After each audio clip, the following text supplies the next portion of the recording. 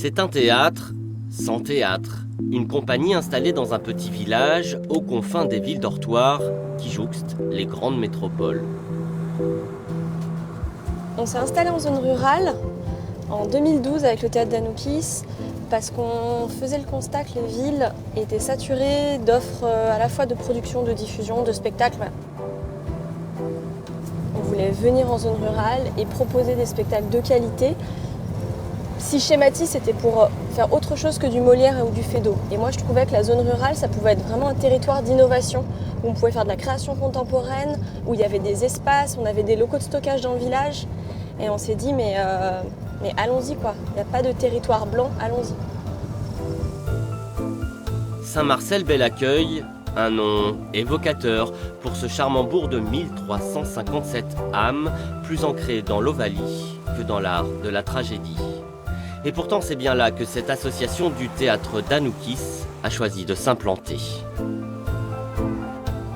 On s'est dit, mais en fait, on n'a pas besoin d'un théâtre en dur pour faire du théâtre. Il suffit qu'on soit dans une grange et on peut se raconter une histoire. Il suffit qu'on soit tous là. Le théâtre, avant tout, c'est des gens qui écoutent d'autres personnes. Et à partir de là, ça peut se faire en extérieur, ça peut se faire dans un appartement, voilà. Et donc, allons vers des lieux atypiques. Ça permettra peut-être aussi de capter un public différent. Aujourd'hui, c'est dans un café que les comédiens se retrouvent pour une ultime répétition d'un one-man show tout à fait particulier. Un bar, pas le droit de parler. Dans un théâtre, je sais pas, je connais pas. Moi, dans le métro, quand il y a la possibilité, je me m'assois jamais à côté de quelqu'un que je connais pas. Vous venez tous pour la même chose? Vous vous connaissez ou... Ancien élève de l'École nationale supérieure des arts et techniques du théâtre de Lyon, Cédric Daniello a créé un spectacle qu'il va jouer pour la première fois au milieu du public.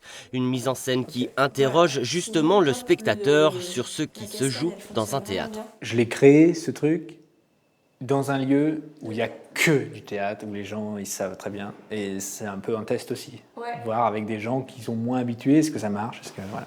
Bah, tant mieux. Ça va être le test. Le test, ce sera la représentation le lendemain soir.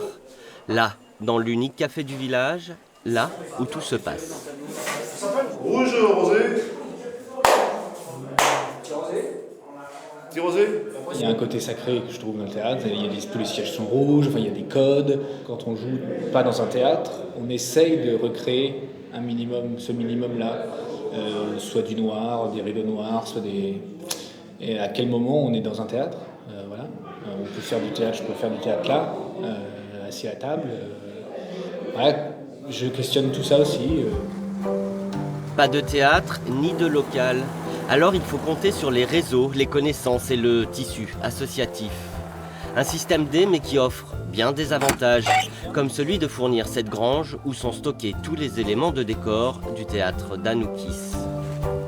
Anoukis est une déesse égyptienne, aussi appelée celle qui donne la vie. Tempère les crues et les décrues du Nil afin de permettre à la vie de s'installer sur ses berges. Avec un travail exigeant, la compagnie expérimente des formes scéniques très variées, des créations contemporaines qui jettent un pont entre les arts, les pratiques, les territoires et les personnes. Nous, notre rôle, c'est de se positionner comme une ressource. C'est-à-dire se dire, on n'arrive pas en se disant, bah voilà, la liste des dépenses pour nous accueillir, c'est ça, vous aurez la joie d'avoir un spectacle à la fin, mais ça va vous coûter tant. C'est de se dire, bah non, en fait, le fait d'avoir une équipe professionnelle investie qui vient, mais c'est un plus pour un territoire en termes de dynamisme, en termes de rencontres, en termes d'ouverture. Les gens, du coup, à qui on demande des coups de main, on leur demande de plein de façons différentes. C'est-à-dire qu'on peut mécéner en nature une compagnie. Ça peut être un coup de main du garde champêtre quand on a fait un travail, par exemple, dans les bois. Ça peut être un coup de main du gîte de la commune qui nous est mis à disposition gracieusement quand on vient répéter. Et ce soir-là, c'est la première représentation de la saison. L'association a mis les petits plats dans les grands. Dans le café de Saint-Marcel-Bel-Accueil, bénévoles et adhérents s'activent alors de recevoir le public. Il est important pour nous le côté association parce que chaque personne a son potentiel, chaque personne a ses qualités et le fait d'associer les qualités des uns et des autres permet de faire vivre vraiment le théâtre d'Anoukis. Cédric, lui, a pris place dans l'assistance. Et vous venez tous pour la même chose. Ouais. Ah ouais. Et vous connaissez ou... Si vous passiez devant, vous entendrez mieux. Dans le métro ou dans le train, quand il y a la possibilité, je ne m'assois jamais avec quelqu'un que je ne connais pas. Pendant une demi-heure, le comédien déroule son étonnant monologue entrecoupé de tirades de Hamlet. Visiblement, le public apprécie. Très très bien. Ça m'a surpris, j'avais jamais vu de théâtre comme ça, surtout dans notre village. Et oui, c'est original, c'est pas le théâtre qu'on a l'habitude de voir. La proximité, la petite salle, et puis le monologue là, c'est vrai, est imprévu, mais il y a une part de vérité qui me plaît beaucoup.